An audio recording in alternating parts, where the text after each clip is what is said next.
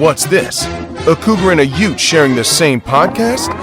That can only mean you're listening to State of Sports Utah with Jason Stoll and Jake Lukler.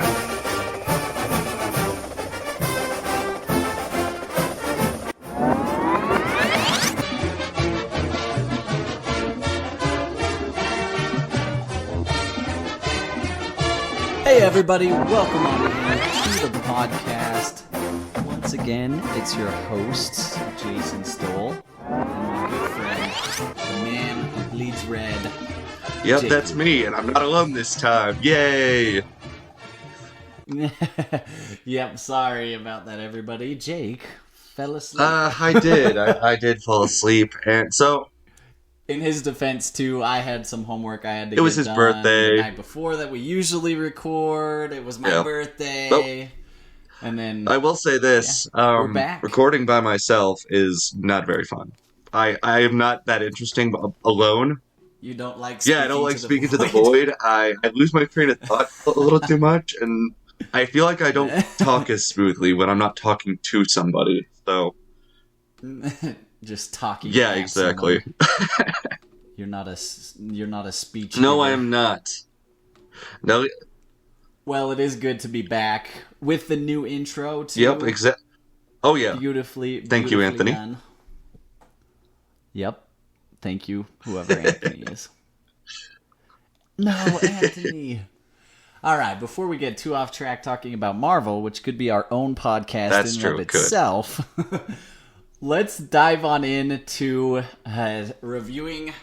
I picked a good time to miss. I mean, I didn't have to talk about BYU's horrible performance for 2 losses, and it was great. I just Very come in convenient off a timing win. there, I'm feeling BYU good. fan.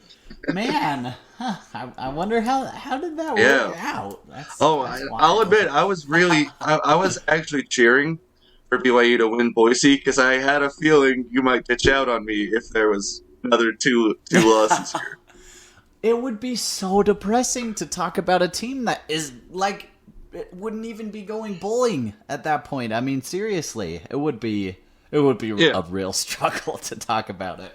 But let's jump into Reviews our of week 9 and 10 for ranked number 13 Utah and unranked BYU. And then we'll talk about I knew you were going to rub that in. And then we'll talk about the last three weeks of the regular season. This will be our last regular season episode.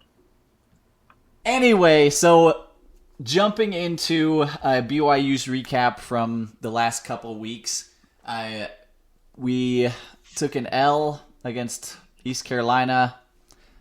I'm not going to get into that. It was very close. much. At least it was competitive. You know, that's how I see it. At least you didn't get blown out.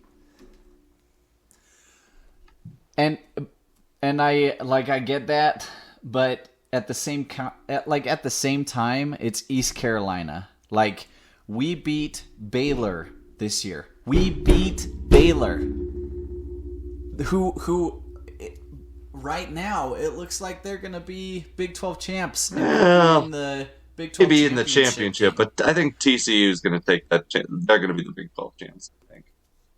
They probably I think are. that's solidly in TCU's wheelhouse this year. Yeah, I think they probably are, but still, having beaten a team that's in the Big 12 championship, in the conversation, the expectations for the season were a lot higher. So I mean, for sure, pardon, for sure. You'll forgive me if I don't get super hyped that we were in a 3-point game with East Carolina, because no disrespect to East Carolina, but if we're going to compete in the Big 12, those kind of games, I mean, how this last half of the season or middle third, middle third of the season has gone, you're not going to get anywhere, especially with how much talent that BYU had returning. Number 1 returning production in college football this season, 83% returning production.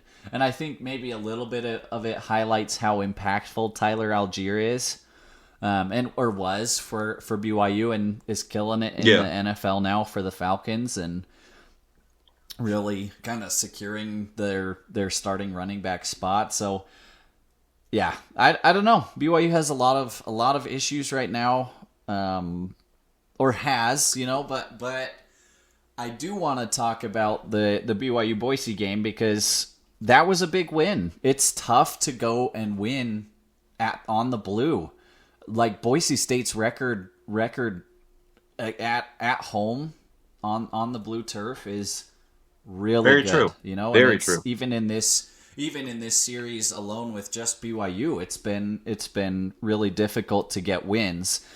So I mean, like I said, BYU picks up the win at Boise, 31-28, on a 4th and goal fade route catch to Puka Nacua, which that touchdown pass I've decided is the greatest touchdown pass I've ever seen. I think it's the best. It's one of the better catches. I wouldn't say BYU. Pass, but I would say catch. Oh no, yeah. Better catches. catches. That's what I meant to say. Yes. Catch. Yeah, it is, in my opinion, it's the greatest catch in the history of BYU. Okay. Like the one hand corral juggle grab and to get his toe down. I mean, it was a crazy athletic. While having his jersey ripped off. Yeah, there was definitely some PI in there too. It was majorly, and I think that actually. I wish they'd just throw the flag. They did against East Carolina. They threw a flag on a PI on a last second 4th down hurl, for East Carolina that set them up to win the game on the field goal.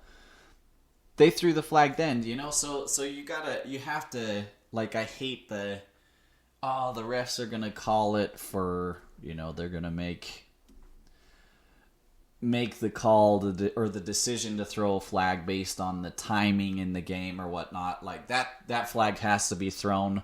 But I am so glad that they called it a touchdown on the field, because with the camera angles that Fox had, I don't know that it stands. It gets overturned. I don't know if it gets it overturned. gets overturned if it's called incomplete on the field.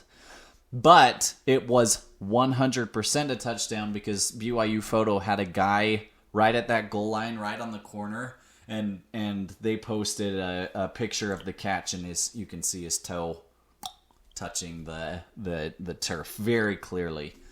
But obviously that's not going to show up in a replay booth. So huge touchdown, a big time win in a really slumping team that I was worried and predicted that they weren't even going to be bowling. After the Liberty game, looking at East Carolina, Boise, and Stanford, I said, there's no way we pick up a win from those teams. Yeah.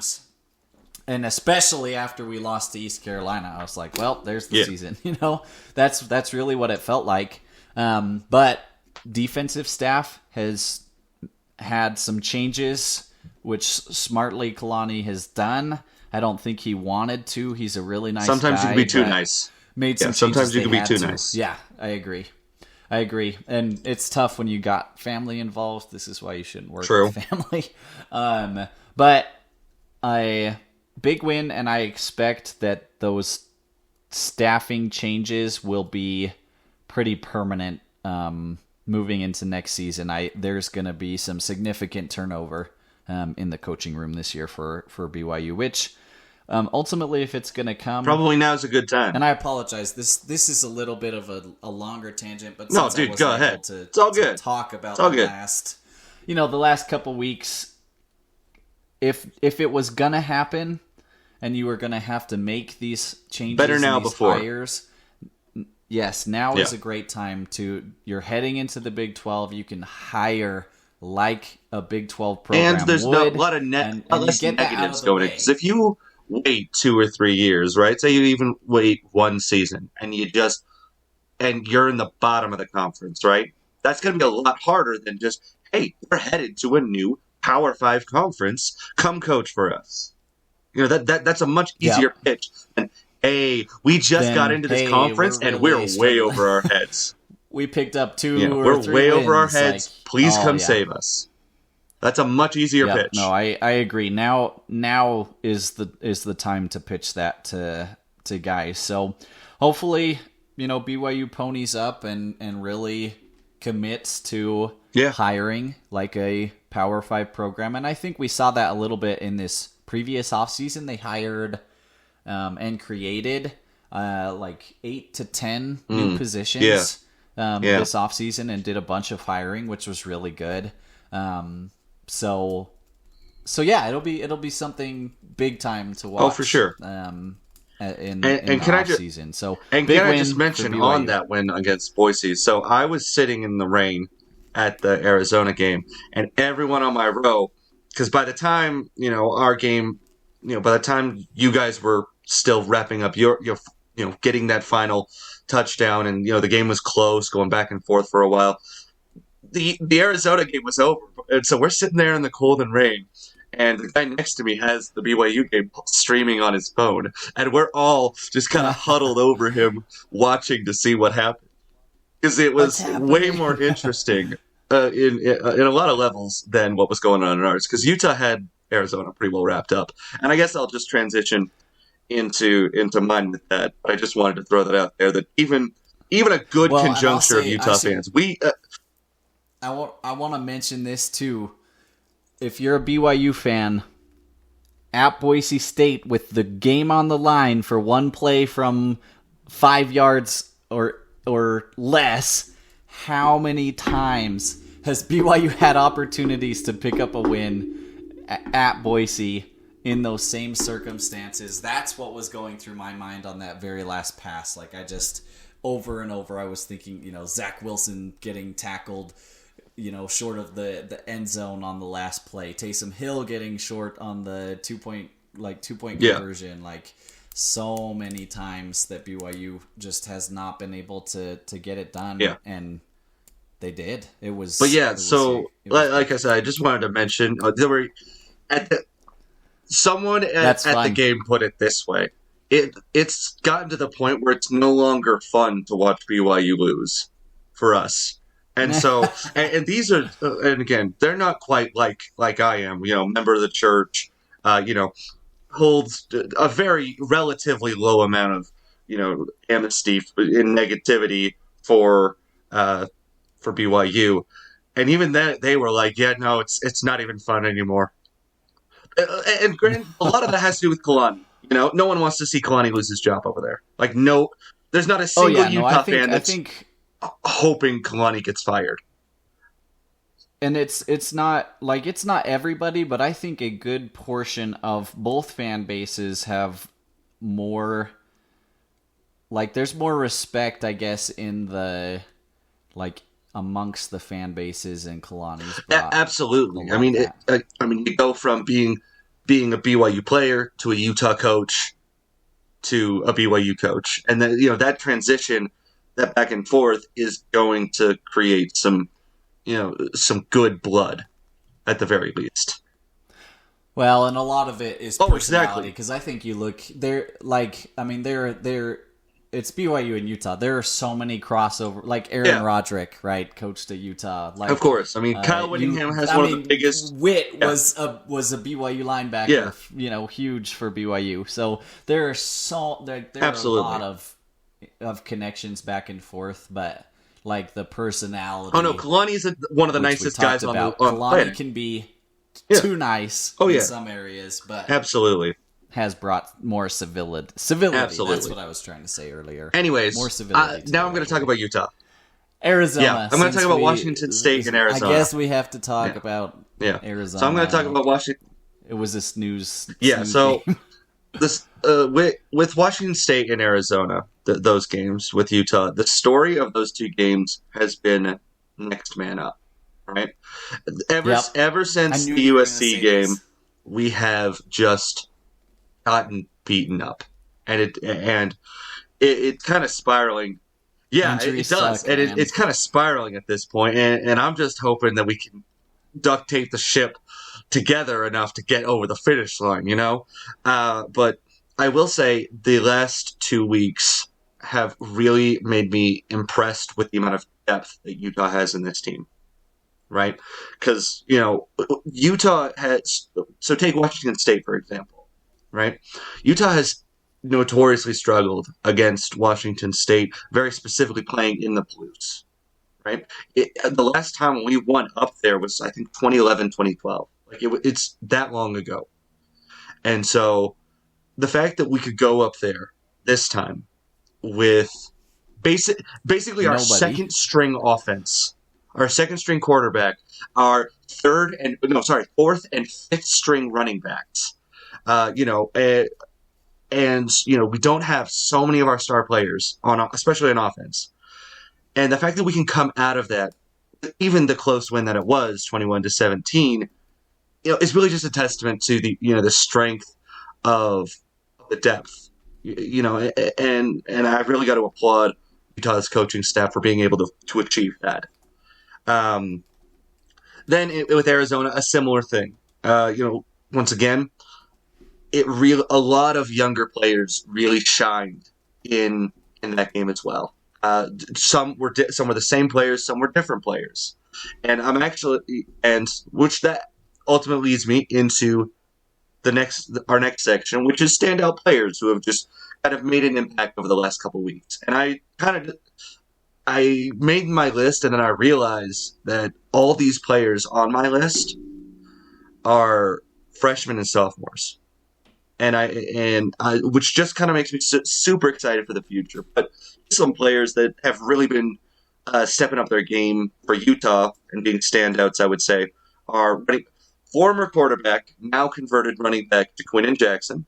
He is a beast. He is a hammer. He is a battering ram, and he is playing awesome. He's a team player, and he lost out on the quarterback 2 battle, and he, when his number was called and he was asked to switch positions, he answered the call very happily, and he's thriving in that right now. Next up, true freshman running back Jalen Glover. He is, with all the injuries and just kind of things going on with the offense, he has really been able to take a leading role, and I am so excited to see where he can go. He's going to be a stud of a running back going forward. Defensive end Jonah Ellis. And this one shouldn't be too much of a surprise because his dad was one of the star defensive players in our 1994 team, which was one of our better teams back in that particular decade. But yeah, his name just seems to have been getting called constantly in the last 2 weeks. Getting pressure on these elusive quarterbacks, and just really being a stud on defense and really kind of rising to the occasion where everyone thought it would take him a little bit longer to get there. So very impressed with him. True freshman quarterback, and the guy I'm most excited about for Utah's future, Nate Johnson. Oh my gosh, that guy is fast. And if he even has a halfway decent arm, we are so sad for the future on the quarterback position. I am officially campaigning for him to be rising successor, whether he leaves this year or not. Whenever that happens, Nate Johnson is the guy I'm officially campaigning for. I said it on Twitter. Nate Johnson for QB1 following Cam Rising. So very excited for him and his future. Great to see him get in the game and just kind of run a wildcat package and just be, frankly, so shockingly good. I mean, it really, unless you're kind of like me who follows the recruiting trail very heavily recently, no one had heard of, all kind of the more casual fans had, and older, less tech-savvy fans hadn't quite heard of him. So I was definitely happy to see his name called. And finally, one last player, Samaya Vaughn. And he's a safety, and he just seems to be in the right place at the right time. He has saved us from getting burned by both Cam Ward and Jayden de Laura. He was always in the right place at the right time for perfect pass breakups. Always, more often than not avoiding the PI and just having clean pass coverage. He's going to be a stud. He is going to be one of the next defensive secondary stars that come out of Utah. Very, very happy for this team. And those are my standout players from the last couple weeks. And they've been big time. They really have. That was something I noticed from that Washington State game was a huge game. Yeah. Similarly similarly to BYU's Yeah. at Boise, but really the game to Oh, save yeah. the season. Absolutely. They both those obviously on different Yeah. levels because Utah's potential for the season is a lot higher at this point over the BYU's, but saving the season and making the plays needed Yeah. to get it done, that was impressive. So for me, on the BYU side, particularly from the Boise game with two of these guys, but Jaren looked more like himself. He'd been dealing with a shoulder injury since before the Notre Dame game, and that played a huge factor in Notre Dame and made it made it look just he just didn't look himself. Totally get that. But Boise State game, 377 passing yards, Impressive. 3 touchdowns, and then he had a big quarterback scramble for almost 50 yards, which was awesome and set BYU up in the red zone. So he played really well. He did have 2 picks in that game, but one of them was a tip. A tip ball. The receiver shouldn't have stuck his hands up. It hit him right on the hands. I hate that. I mean, that's more on the It hits the receiver. receiver right I've on always the been in the hands. camp that if the ball hits the receiver in the hands, that's their fault. I don't care what the circumstances bring it are. down. If it hits the receiver in the hands, the quarterback has done all he can. And I think you can overthrow and it hits their I don't know. hands, but like that one was like, I mean, it was right in the guess. hands. And usually Rex is pretty good. It was Isaac Rex. But one of the interceptions wasn't a great decision. I mean, you always have a couple of those. Had some pass rush, but you do. And that was only his 5th of the season. Impressive. That pick. So he's Yeah, had a very really clean season. efficient- And Jaren's always been good with taking care of the ball. And then Hinkley Ropati or Ropati, the BYU announcer and the guy on Fox were pronouncing it that Ropati way, which or Ropati? sounds really weird to me. Ropati. Okay. is how they were saying it, which it just I don't know. It sounds kind of funny to me. I've always read it as Ropati. I could be totally wrong. Ropati. So apologies if that. Whoever if my you are and however you pronunciation pronounce is your not name, correct. we're sorry. Hinkley. He's like our 5th string running back. He's pretty down on the depth chart. We've had a ton of running back injuries. I can We relate to cannot that. Stay healthy at running back. Yep. Oh gosh. Both of us have had issues with that this season. So he came in and stepped up in a big way and was a big part of why we won. Both in the receiving, or both in the rushing and receiving game, averaged 5 yards a carry, and then had a big time screen pass that he took in for a touchdown, and another one that he set us up inside the red zone. He had 82 yards receiving. So big game from him. It was awesome to see somebody step up and fill that role. And then obviously, I mean, Puka Nacua is just he's the man. I got into the tiniest argument. I didn't keep it up because I could tell neither of us were going to get anywhere. It was just rivalry banter. But he did say he thought Jaren Hall was better. But in my opinion, Puka Nacua is a top 3 player in the state. And it's like, I mean, easily. He's missed a ton of time. He's missed half the games BYU has played, and he's still put up these kind of numbers, and he's just an animal. But last game, 14 receptions, 157 yards receiving, 2 touchdowns, and obviously the game winner. But he's quick. He rushes the ball really well. He can run the ball. He's gonna be in making some good money on Sundays in the NFL, and I think he is top 3 in the state of players right now. So Puka's great, and then Micah Harper has been the best player on the defense. He's been the most consistent player on the defense. He's been like basically the only one that I felt like has every single game not only cared and shown that they cared and just tackled with outright disregard for human life, but every game he gets better and better and shows more and more care. He wants wants the defense to be good. He wants to win. And as we've had a lot of these linebackers go down for BYU, he's really stepped in and filled a role that BYU has needed. But this season he has doubled, and with 3 games to go, doubled the total number of tackles that he had from last season. 49 total tackles, 29 of those solo. So he's getting a ton of tackles, 30 tackles on his own, but he's also coming up, like I mentioned, and filling the holes and having to make these tackles that because of our depleted linebacker core. And so he's been great.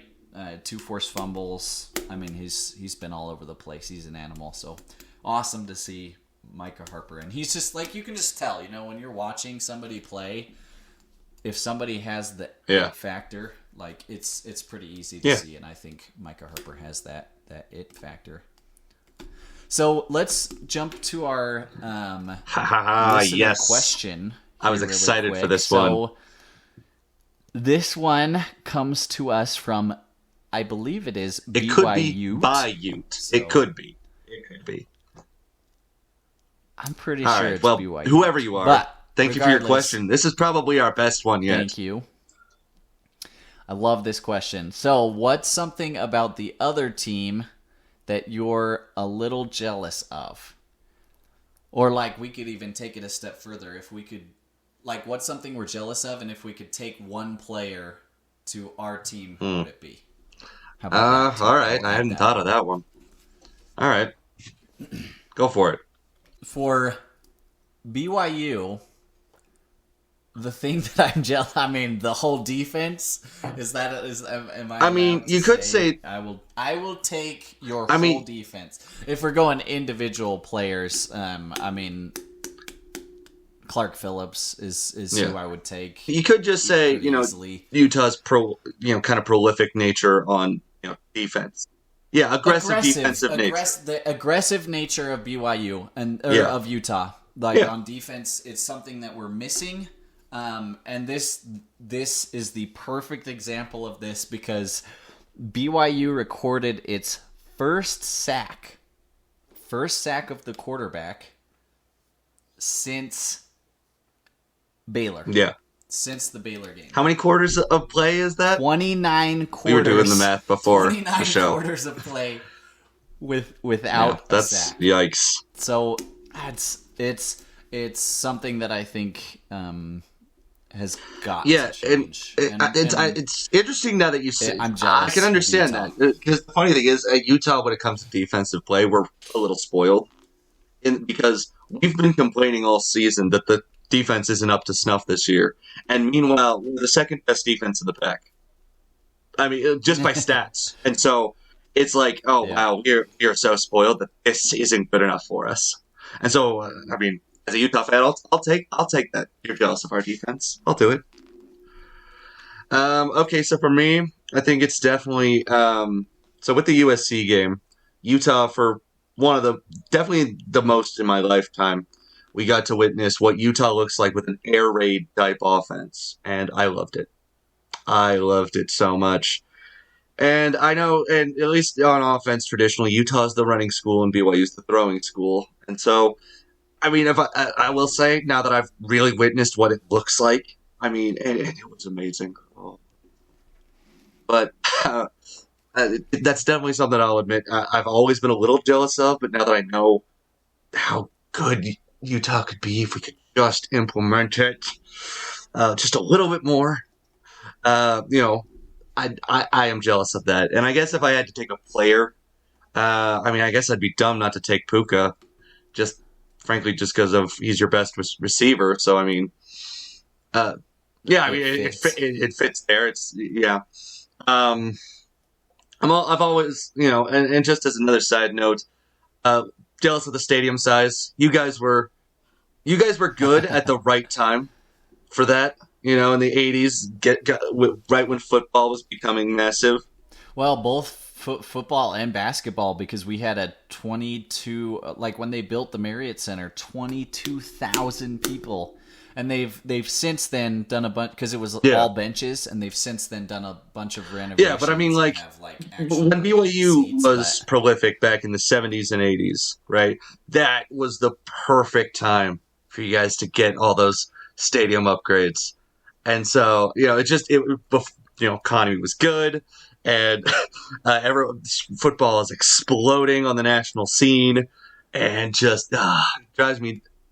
Well, and it pays huge dividends. Yeah, it does. Now it's gonna be awesome in the Big 12. We have the biggest basketball and football stadium out of all exactly, of the and it's and so I'll admit I am jealous of that. Don't get me wrong, I love Rice Eccles. I think even with only having 53,000 and some change now, we are still considered amongst the top 3 hardest locations to play in the pack.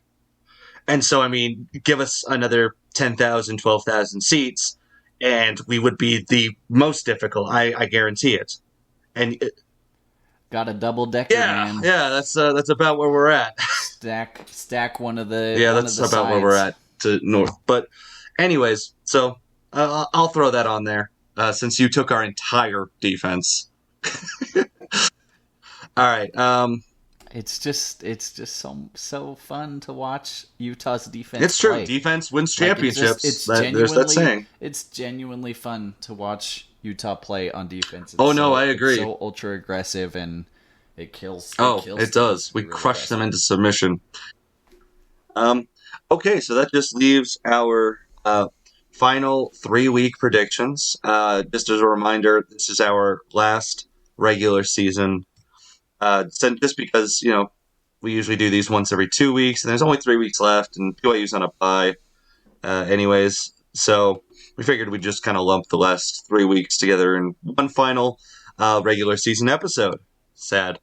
But anyways, so the game lineup we have these next couple weeks is obviously BYU's on a bye, Stanford at Utah, Utah at Oregon, Utah Tech at BYU, Utah at Colorado, and BYU at Stanford.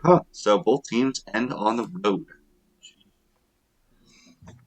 All right. Well, so for me, I think there's quite a few games in here that are no-brainers, right?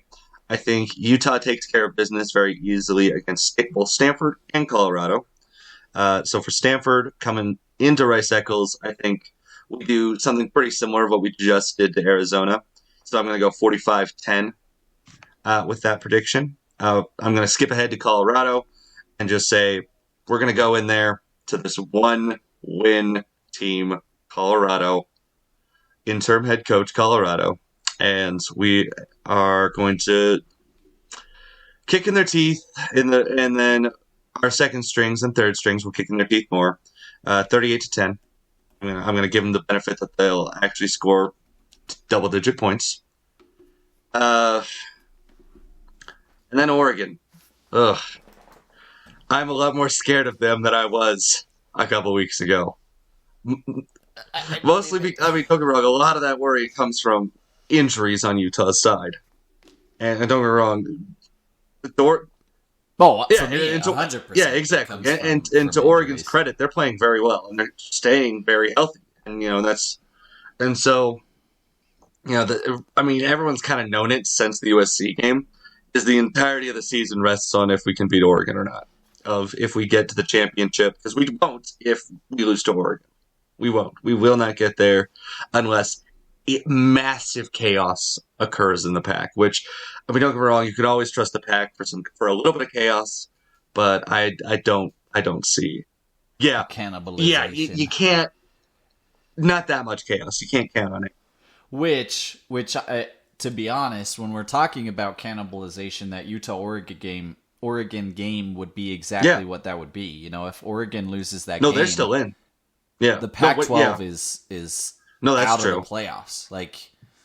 That's very true. That's where the Pac-12 likely be. Yeah, exactly. And so you can always trust the Pac for a little bit of chaos, but not so much chaos that if Utah loses to Oregon, we're still in the championship. That would take an insane amount of chaos. And I just, you can't bank on that. So I'm going to stick with my guys, and I'm going to predict a very narrow victory, 35-32. Am I confident? No, I'm not. But this is my stick, and I'm storing to it. Oh, and then of course BYU. Sorry, I almost forgot the team down south. So obviously you're going to win against Utah Tech. I think everyone, even at the lowest point, I think it's a good assumption that you were always going to beat Utah Tech. So coming into Lavelle Edwards, I'm going to say 31. You take care of it, 31-7. And I actually like that lower score prediction because I think you get up 20. Yeah, and then you take your foot off the gas. Nothing really early. First quarter, and you pull, exactly. You pull all the starters, save them for the last final week. And I don't know what quarterback is going to look like backup wise for BYU because there's decent amount of smoke swirling around a certain backup quarterback's possibility of not being at BYU for much longer. So and I believe that individual cannot play in a game this season if they want to maintain eligibility to transfer. So, well, anyways, because redshirt has been right. So that's a good. I like that. Okay. Actually. Anyways, so you take your foot off the gas, and there you go. So 31-7. So here's my thing about BYU versus Stanford. I do think BYU is going to win this game, and here's why. Right. So. Well, Stanford yes, sucks. But they also did beat Notre Dame, right? So that was so random. That's what has me too. That was so random. Like looking at the rest of their record, man. Was a crazy, and they did it on the road win. And then Notre Dame just went and crushed Clemson. Number 3 Clemson. They just crushed Clemson. I think there were 4, but college football is great it's for that reason. But anyway, so here's my thought about Stanford, right? So they are currently, as of right now, 3-6, which means when Utah kills them, there go their shot at bowl eligibility, right? Yep. Now it's very possible that the third highest paid coach in the Pac-12 then gets fired. It's very possible. I'm not saying it's going to happen, but everyone knows he's the next guy on the chopping block in the conference. He's the next coach on the chopping block with Herm the Worm and Durrell out. Well, everyone knows it's Shaw. Then they go and face their rivals, Cal, who is also not good, but it's not a guarantee they win that either. Even if they do, right? They're looking at 4-7 as their record. The best they can hope for is 5-7 with a win with BYU. That's the brightest, best case scenario for them. And this may say it's at Stanford, but this is going to be a BYU home because game. They're guaranteed because Stanford has no fans that show up, and they did a free ticket promotion I was for going the to mention BYU game on accident. Actually. Like nobody thought through it, and BYU fans in the California and elsewhere area picked up so many tickets that they stopped. They cut the promotion. They deleted the link. Yeah. They cut it off. They cut the promotion. So there's going to be a huge, just like USC last year. It was 50-50 at USC. Exactly. And so with BYU and so like I said, BYU on the other hand, you're going to be 6-5, and your hopes of getting a 7-5. 8 wins with a bowl game. I mean, that's not a bad season when you look at it. That's something. It salvages some of the expectations. You can build it. It's not what you hoped for at the beginning of the season, buildable. but you can build from it, right? A prospective recruit, is not going to look at that and say, "Wow, really? Only 8 wins?" No, they'll be like, "Okay, 8 wins, 8-win season, and a halfway decent bowl game." Going to the Big 12. You got 8 wins in a decent bowl game. That's not going to turn up many noses, so to speak. And so BYU is going to have a lot more to fight for. Plus, they'll have they'll be coming recently off a bye, a very emotional win, both on the road at Boise and then and then an easy win at home.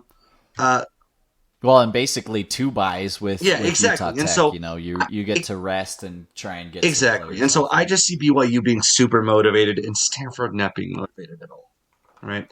So, well, and it's to add on to your BYU being motivated aspect. Stanford steals a ton of recruits from both of us. They steal a lot of recruits from Utah, and so. I think BYU is. I mean, even looking at somebody like Walker Lyons, Hunter seriously. Clegg. I'm right? so mad about that. Like BYU is going to have some extra motivation to take it to Stanford. Absolutely. Absolutely. Angles. And so, anyways, my final prediction for that, I'm going to say 28-17. I'm going to say the Cardinal. What's up? A fight, Close, but BYU controls the game the majority of the time. It feels a lot like the USC game last year with BYU. End the season on the road in California. On the road at a California school with not a lot riding for that school, but still it's a P5 program. And it adds to your resume, which is sorely needed right now. Yeah. So I agree with Jake on Stanford. I think especially coming to Utah, I think it should be a pretty easy win, but you never know with injury stuff what it could look like. But I have that. I'm going to go 38. I'm going to go 38-7. Okay. A little closer. Not bad. And I with the injuries on offense, you may not be getting to that point level. Not the 70 or whatever against Utah Tech earlier in the season. I'd take it. I'd still take it. I'll take 38-7. So the Oregon game, I think that the injuries have been just a little too much on Utah's side, and Oregon is good. I mean, they're just good. You want to hear the scary thing? Okay. Since the Georgia game, which they're a completely different team from when they played that game, I really do think if they played that game, it looks a lot different. But excluding the Oregon game, guess which defense has held Oregon to its fewest point total on the season? I'm going to guess BYU. We held them to their lowest point total of the season. Out of all these games, 44, 45, 49, they're averaging a crazy amount of points per game. And I think it's going to be really tough to keep up with them offensively. So I do have this as a loss for Utah. Okay. And I said 45, and I can understand 30. that. Okay. So that's kind of where I'm at. And my rationale for just looking across their scoring total, their offense is going crazy right now, which is great for Bo Nix, who we did not have necessarily high expectations when we talked in our preseason. I did not at all. Not at all. I was not scared of Bo Nix. He's figured it out and could end up making both of us for sure. regret our analysis of him at the beginning of the season. Yeah. So. It's very true. And honestly, I've already mentally prepared. If we lose to Oregon and don't go to the championship this year, I've already prepared for it. With the amount of injuries that we sustained, am I disappointed? Yes. But am I, outraged, fire everybody, leave them all on the tarmac? No. Not at all. If I can, I'll go to the bowl game still. Even if it's something as small as the Vegas Bowl, and we play Fresno State, I don't care. It's football. Football's football. Yeah, football's football, and it's fun. There's always next year. Yep. There's always basketball season. That's what I said a couple weeks ago. I was like, you did say that. There's always basketball season. So Utah Tech at BYU 38-3. could be more than that. Obviously, Utah played them at the beginning of the season versus. No, that was SUU. Oh, it wasn't Utah. SUU. So that right. Yeah, it was My SUU, Southern mistake. Utah. Different teams. Birds, not the Buffaloes Yeah. or whatever they are. The Trailblazers. I guess. 38-3 versus a new look Dixie State. Their rebrand was really nice, actually. When we Oh no, it's a very good, it's a successful rebrand. It looked. Once I was happy. even with everyone, even in the common vernacular, Utah Tech is catching their on. color scheme is really nice. Like their uniforms look really clean. I like. I'm a fan of the rebrand. Utah at Colorado, a bounce back win I have from a loss, so 24-7. Colorado's. It was so random. They had that one season that they like killed it in the Pac-12 and then just like died. They just like have fallen off big time. So that should be a win. Well. And then I do have BYU at Stanford. I like your prediction. It's probably going to be closer. My faith in the offense and they're like they've kept up. BYU has kept up offensively for a portion of the game against some really good offensive teams, and just has struggled because BYU's defense couldn't get off the field, right? Like even Arkansas, they put up a lot of points versus Arkansas. So I don't think it's going to be that way with Stanford. I don't think we're going to have to try and keep up with a team offensively like we have. Things have changed with Kalani. The defense looks more passable. I'm not going to say good, but it looks passable. At least for Stanford. And so I think BYU's offense controls that game, and I'm feeling a lot better about it than I was a few weeks ago. So I'm going to say 28-10, and I really hope that's the case. I think that's, like we mentioned, it's a strong way for BYU to finish out the season and try and get to 8 wins would be, at this point, would be big. But this is football, like there's some injuries, there's some scheme that you just things don't go your way. It doesn't happen. Not all the time. And that's just life of a sports fan in Utah, right? We're not not LA. We're not Alabama. And so we take what the wins that we can. I loved the Baylor win. It was so fun to storm the field, even though Jake wouldn't. And it was fun. And it's just college football is fun. Even and it's what makes it special is that you have little podunk Appalachian State that has like the most passionate fan base that you'll find anywhere, and that's the case in hundreds of college towns across the United States. Yep. It's what makes America awesome, and so it makes college football great. So, anyways, so thank you all for listening to our final regular season show. Just to let you all know, we will be doing a pre-bowl game show in about a month or so after all the bowls are announced. We'll do a little analysis, of our opponents. We'll do some score predictions and just kind of talk about various bowl games going around the country. We'll also crazy thought. If Utah loses to Oregon, and BYU wins out, what's the likelihood of a Utah BYU bowl game? And how fun would that be? We have seen it before. It does have precedent. It could happen. I can't think what particular bowl it would have the most likelihood of happening in. If we lose to Oregon, we're probably going to end up either in the Holiday or the Vegas Bowl, so I don't know if BYU necessarily qualifies for that.